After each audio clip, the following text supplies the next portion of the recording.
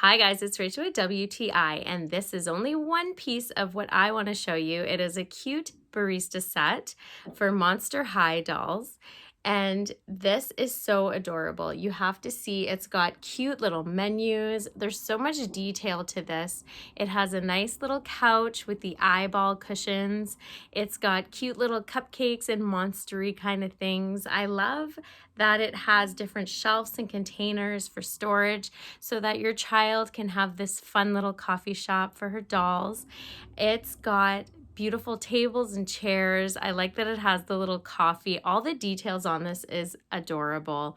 From the cups to the menus to the machines. I absolutely love it. The one thing I really like is that it did come with a lot of items as well. So it's really fun to play with, but that's just my point of view.